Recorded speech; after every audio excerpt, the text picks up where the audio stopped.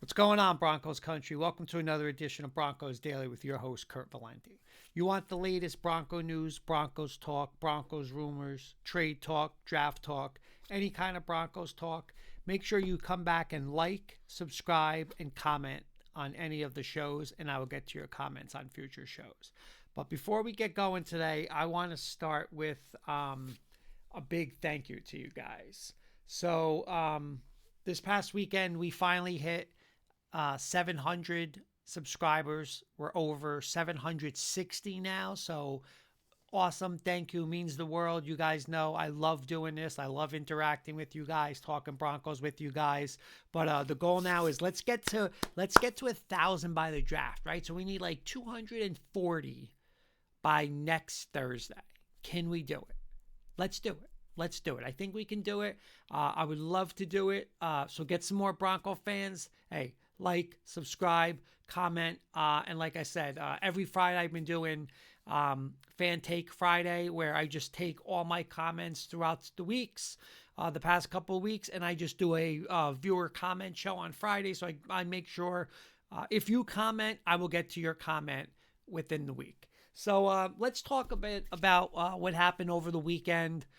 Leading up to, we start another week, right? Another week into free agency. Yep, there's still free agency.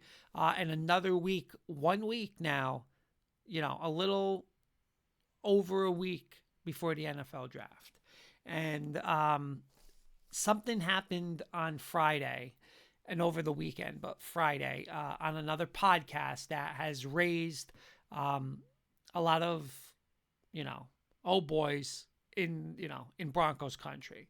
And that is on Aqib Talib's podcast with Skip Bayless. Aqib Talib, who, if you guys don't know, or if you guys remember, the day before the Jalen Waddle trade, he told Skip Bayless the Broncos are about to go get an explosive playmaker, and then the Jalen Waddle trade happens.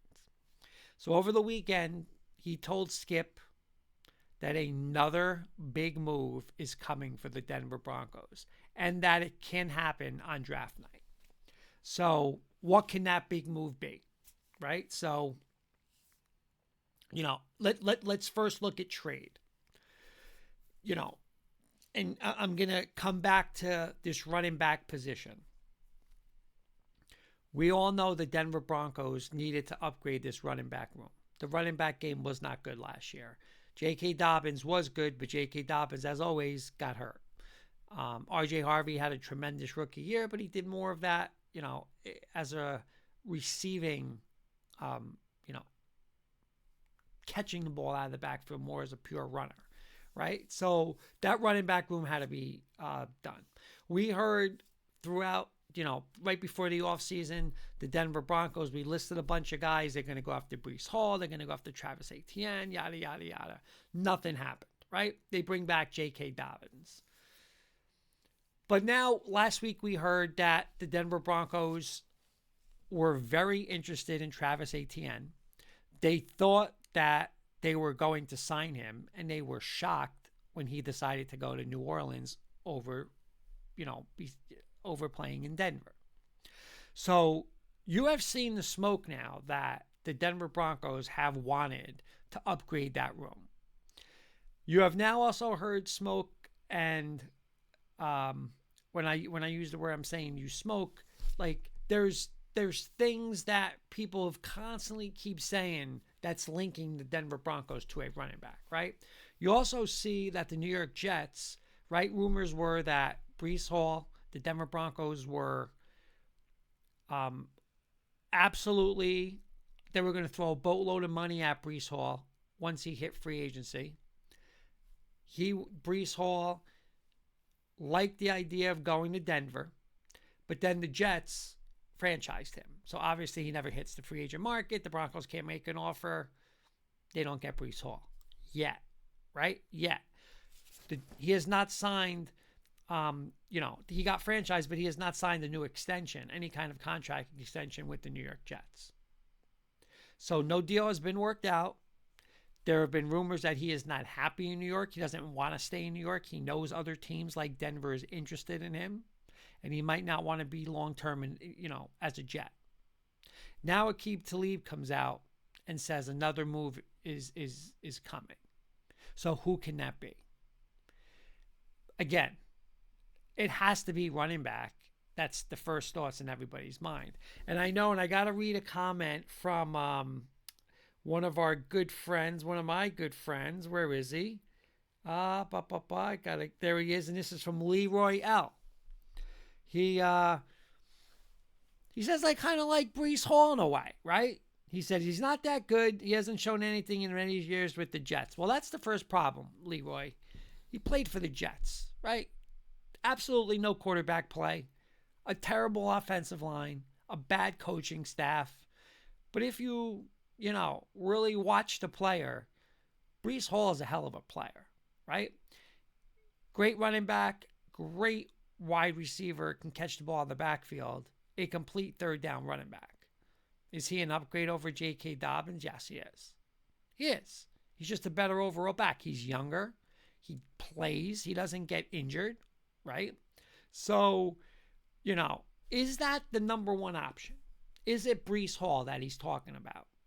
Because, like I said, until that deal gets done, and even if that deal gets done, the Jets can still move him, right? So, but until that deal gets done, you're going to have all kinds of questions of what's going on.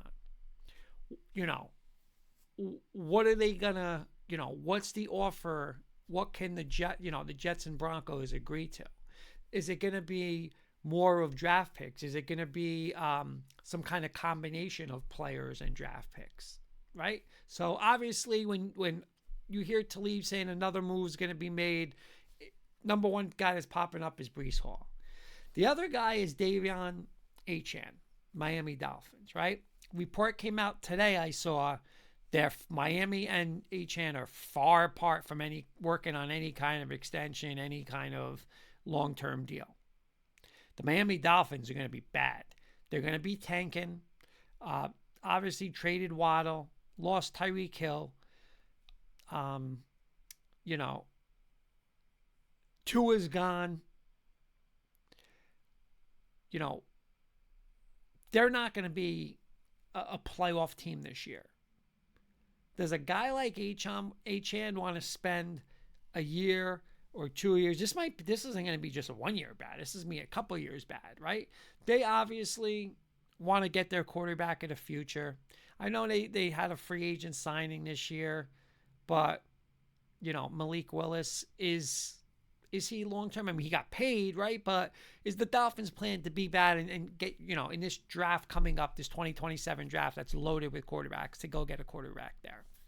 So why is Achane going to want to waste another year and maybe two on a team that's going to be bad? Now that is a guy you got to go all in for. Because you talk about complete running backs in the NFL. I mean, he might be the best. You talk about a home run hitter. Anytime that guy has the ball in his hands, it could go 80, 90, or whatever it is to the house. That guy is electric. That guy is fast. That guy is elusive. Imagine what he could do in a Sean Payton offense.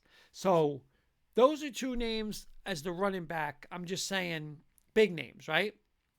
You also have trade-wise, again, I mentioned this. I don't think it's a big move when you say a bit. Is the Alvin Kamara thing with the Saints, right? Is he talking about, that? I don't know. How big is that, right? Just a couple other players. Is he talking about Cam Jordan, right? We've mentioned here on, that Cam Jordan, obviously a reunion with Sean Payton, who he coached with the Saints. We're missing that defensive spot that JFM left. That could be a good fit. But is that, again, another blockbuster move that can go down at the draft? We could just go sign him tomorrow. Somebody else mentioned Sam Laporta, the, tight end from the Lions. Kyle Pitts, again, just like Breece Hall. Signed the franchise tag. That does not mean, though, that those guys cannot get traded, right? You sign them. you do whatever you got to do. You work out the contract, and now you go get some draft picks for him if you're Atlanta, if that's what you want to do. So those are just a couple of names. Or could it be somebody out of the blue we're not thinking of, right? Like, is there a middle linebacker? I think wide receiver we're set. Where else could it be? What else could it be? It's not going to be anybody in the offensive line. Nobody in the secondary.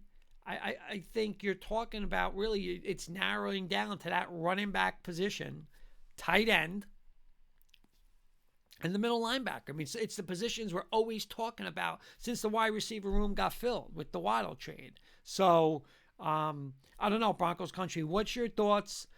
Do you want to see another big move? Do you think he knows something? I mean, he knew something with the Waddle trade. He said it the next day something happened. He keeps saying here, there will be another big move, and it could happen on draft night. Now, can they move up in the draft?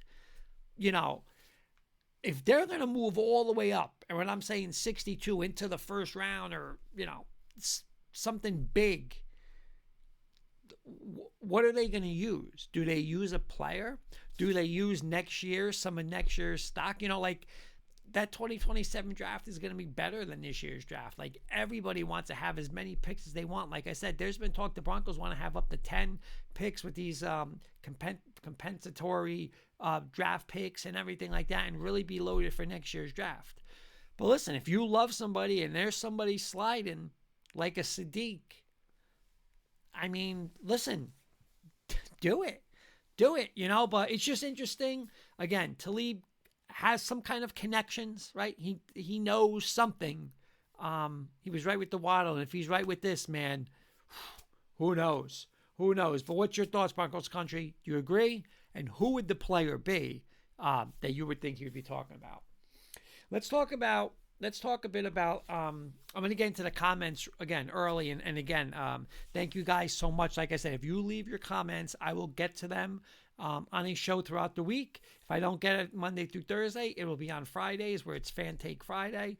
We read all comments. By the way, if you guys can't get Broncos Daily only on YouTube and you're in your car and you're driving, you don't have to worry about just going on YouTube. We're on Apple Podcasts. We're on Spotify. And again, thank you so much. Over 700 subscribers. We're 240 something away from the 1,000. Let's get it by the draft. So again, bring some Broncos country people in. But let's talk a bit about this, and I want to get right to a comment on here. And we mentioned this last week about the wide receiver room and playing time and what it could potentially look like. And this is from our good friend Nick Flansha. He's saying little Jordan Humphrey is the dirty work wide receiver. His blocking really helped the offense when he came back last season. Unless Pat Bryant can be effective blocking in the screen game, Humphrey will make the team and he'll play. Listen, thank you first off for the comment. And I agree with your comment because little Jordan Humphrey is definitely one of Sean Payton's favorites. It's when you think he's gone, he comes back. But here's the thing now. That room is loaded, right? Loaded.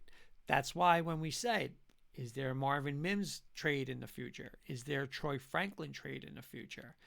Me personally, I definitely don't want to trade Mims, right? Because I love Mims. Again, unless, now listen, can I move Mims to go get a Achane or a Breece Hall or some kind of tight end? Yeah, then I'll talk about it. Can I move Mims and get back into the first round somehow? I mean, maybe I'll do that.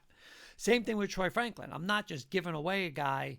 That was our second leading receiver for, 5th, 6th, and 7th round draft picks. I'm not doing that. If I can get a second round pick for him or something like that. But you know what? I want to keep him. I love this receiver room. George and Sean both said at the owners meeting, they didn't, when they got Waddle to get now a really good wide receiver room, they didn't get it to break it apart, right? So when we talk about playing time, obviously Sutton and Waddle are going to be 1-2. That third down receiver spot, again, in an ideal world, it's Marvin Mims because he's just a difference maker in that room, right? And now you're talking about speed with Waddle, speed with Mims, and just speed kills. And now, there's no way you're going to cover Sutton, cover Mims, cover Waddle, And you have to worry about a run game. You have to worry about Bo Nix's, Bo Nix in the run game, but like our now running game that we're gonna do, and you got Ingram and whatever other tight end they bring in underneath. I mean, that offense is scary, man. That offense is legit, and so that would be there. And now you got Troy Franklin, Pat Bryant. Again, besides the injuries, he's a good looking player. That guy catches everything. That guy has a great future. I could see, and I think Pat Bryant was drafted to eventually replace Cortland Sutton in that spot. So the injuries are a concern. Let's be realistic. I mean, anytime you have head injuries like that, and I mean, what, 2 or 3 like in a month span. But he's a tough kid. Listen, he keeps coming back. He catches everything. He's smart. So I don't know with little Jordan Humphrey. Like, he's not cracking that top, that 3. Could I see him, again, wide receiver 6, between wide receiver 6 and practice squad, bring him up. Somebody gets injured. But if nobody gets injured and nobody gets moved, I just don't see who he's going to be above. I really don't. I don't see it. I know Sean likes him, and there might be some sets, but little Jordan Humphrey, again, like, has to be in for specific things, have a little package. He cannot be, you can't rely on him in a top 3 receiver set. He's not that good. He's not. I mean, let's be realistic. He's not. He's not better than those other guys. Teams don't fear him. Teams aren't going to be like, oh my God, little Jordan Humphrey's on the field. If they see Mims, Waddle, and Sutton on the field, that's a problem. But again, Sean likes him, so I think there's a chance he makes the play. But again, I see, as long as there's no moves, listen, 6th receiver, practice squad, up and down, stuff like that. But I will say, though, again, he's one of Sean's boys, so he does have a shot. One more thing I want to get to before I get to a couple other comments to round out the show. I want to start with 2 questions about Bo Nix and these are from our viewers. 2 questions, and we'll talk about this a little bit about Bo Nix's contract extension, which might be this year or definitely next year, but there's a chance after this season there's a contract extension for Bo. And this is from Todd. It would be great if Nix wasn't all about the money and take 30, 40 million a year and try and keep the team together.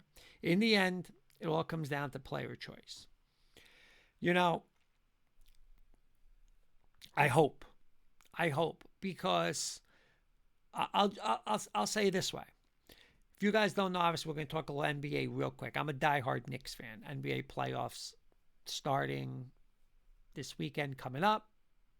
My Knicks haven't won a championship in 1973. But our point guard, Jalen Brunson, who, has been unbelievable since he arrived in New York, got a pretty good deal to come from Dallas, the Mavericks, to the Knicks. And a lot of people criticized the deal. Why are they giving him money? And it was like $25 million. They paid, it basically, I mean, from what Brunson did, it was, the contract was on the low end compared to what he is, right? So when he signed another extension, he could have signed the max extension. He left $115 million on the table to stay with the Knicks and to build a roster that's a championship roster. Now, is that something that Bo Nix could do? Just like Brunson did it, Brunson's all about winning. He really is. Now, that I'm not going to say he's not going to get his money later on down the road. But those players always organizations find a way to fix that, right? But with Bo Nix, I don't think he has to be, well, so-and-so's got 60, I have to be 61. I don't think Bo Nix is like that. When you look at Bo Nix's college career at Auburn, very successful, right? Coaching changed, then he transfers, he goes to Oregon. Like, all he's ever known, winning a state championship in high school, like, all he's ever known is winning, right? I think he's got a great head on his shoulders, and I think he understands that, like, listen, winning is more important, like, about, do I have to make the most money I possibly can get? Now, is he worth the money that he's going to get? And we're talking about the 50. Yeah, I've always said this. I'm not going to say he's worth $60 million. But if you're paying Jordan Love 50 something million dollars, then Bo Nix is worth more because Bo Nix is better. Like that's because there's bad quarterback deals. And if you're just going to go by, well, look what, Dak Prescott got. Look at what Justin Herbert got. Look at what Jordan Love got. Bo Nix is better than those guys. Brock Purdy. So, yeah, the thing is you got to hope, and again, with great ownership, right? The Penners, the Waltons, Sean, in his ear. We're not saying the guy doesn't deserve money. He's going to make money. But you know what? Maybe if, we don't have to be the top 2 or 3 quarterback and we can save some money. We can give bigger bonuses up front. And we can keep this team together because that's what it's about. It's always funny. Like you see these quarterbacks sign these big deals and then they're like, well, he needs help. What do you want him to do? Well, how can you help him? He's making, 20% of a salary cap, 30% of a salary cap. Don't take $60 million. Then you'll get help, right? So hopefully Bo does that. I want to get into another comment off of that. This is from Odell. I don't think Bo will be greedy when the time comes for his next contract. See, Odell, I agree with you, right? He's not going to play for $25, $30 million. I could tell you that because, that's, getting half of what he should get. The thing is, how can the Broncos, guarantee cash up front with the, all the, the wealthiness of the Walton Penners? How can they make that work for him? That's the question. But I think if there's a quarterback in the league that's not going to play the greedy game, I think it could be Bo Nix because I think he sees the bigger picture. I think he sees it's about championships. And if you win, that's better than the money. And then the money is going to come. The money's going to come in different ways. So, again, one thing I'll always say, right? I'm not the biggest Tom Brady fan. I hated Tom Brady, obviously, as a Bronco fan. But you know what? There's a lot of time. And I know what people are going to say. Oh, well, he had a wife who was making more money than him. Don't go there. Because it's also a pride thing, right? These people, these quarterbacks, it's, my contract's up. I should be next. I'm better than him. He was never top playing, the top in the top quarterback, paying quarterbacks in the NFL. He wasn't even sometimes he was like the 5th and 6th highest, paid player on his team. I remember him go, take this money, re-sign Wes Welker, go get this guy, and they won, right? They won. That should be that should be the formula that these quarterbacks see.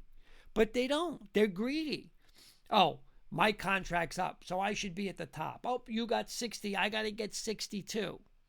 Now, while you're doing that, right, you're just destroying your team because now you have to lose 5 starters. You have no defense now because, you can't pay them. So hopefully Bo does the right thing. Bo deserves to get paid. Hopefully now it's after a Super Bowl championship. But, I don't think he's going to be greedy either. I think he sees the bigger picture. He sees what Denver not only is building, built, but what they're going to be building with this new stadium and this ownership. And so I think there's a chance. Hopefully there is. Let's get to some viewer comments besides that. And then we'll end this episode. Just want to say hello, Lonnie Alexandra. You and Broncos Daily have earned 1,000 subscribers by the draft, or you will earn them. Simply share the show with your friends on your platforms. Great work, Kurt. Thank you, Lonnie. And yeah, let's go. Let's get that 1,000, baby. Let's go. Thank you so much for 700. It means so much. Like I said, hey, well, let's push for 700. We came up with 760 last weekend. Let's get to 1,000 for the draft. We got 10 days, whatever, a little more than that next week. Let's go, baby. Let's get it. This is from Spudart L. I don't know if I'm saying that right. Hopefully I am.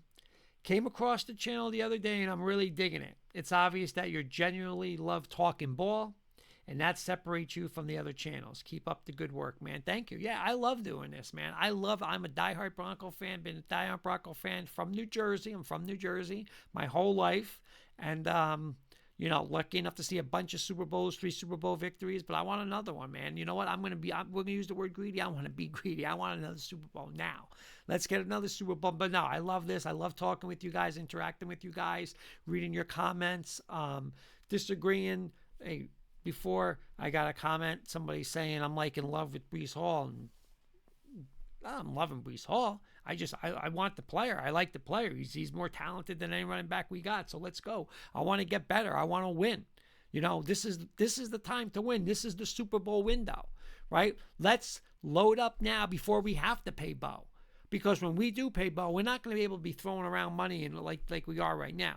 So we got this year definitely, maybe next year, these next 2 years. Let's load up, give Bo the most talent he's ever got a Super Bowl, and then we'll worry about paying him and dealing it from there.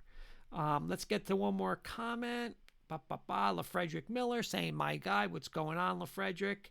And I want to get to this more tomorrow. And this is from Kevin H. It's Miller time. He would definitely make a difference on third downs. And he's talking about Von Miller. And we're going to get into this tomorrow because I have been pounding this table. I want Von Miller back. Now, does that move with Jonah Ellis moving from outside to inside open up a pass rusher? On a minimum deal, on a low deal. If I can get him for a low deal for experience, still for big game play. He would love to be a Bronco. He's openly said he wants to be a Bronco. And listen, anytime you could put that leadership, that experience into, to create even a better defense, I'm for it. But we're going to get into more of that tomorrow. But by the way, tomorrow, guys, is the 50th episode of Broncos Daily. 50th episode. So we'll do something special for it. We'll talk Von Miller, number 58. On the 50th episode. Let's go, baby. Let's go. But again, thank you guys so much. Like I said, 740 something subscribers so far. That's all you guys. Thank you for that. Apple Podcasts, Spotify. If you can't watch it on YouTube, check it out. And let's get 1,000 by the draft, baby. Let's get a draft. Let's go. Subscribe, like, 1,000 by next Thursday. That's the goal. Leave your comments because I will get to your comments throughout the week. And then, of course, Fan Take Friday, whoever's comment I don't get, that show is just all comments. It's all about you guys. It's all about the viewers. We just read all kinds of comments and stuff like that. But that's going to do it for another edition. Check back tomorrow. Again, any news? You want the Broncos news? You want Broncos talk? Bronco trade rumors? Hey, and let's hope Aqib Talib's right. Let's get another blockbuster done, baby. Let's go. Listen to me. This close last year. This close. We're finishing the deal this year. We're finishing that deal. Okay? We got robbed. We got robbed because we didn't see our franchise quarterback wasn't able to play in that AFC Championship game. If he was, we're in that Super Bowl last year, and I think we beat Seattle. So you know what? Let's no more what ifs. No more what ifs. Let's get this roster. Let's get it even better. I think it's the best roster in football. Let's make it even better. And then you know what? Let's go win a Super Bowl this year. I'll see you guys tomorrow. Another edition of Broncos Daily. Go Broncos.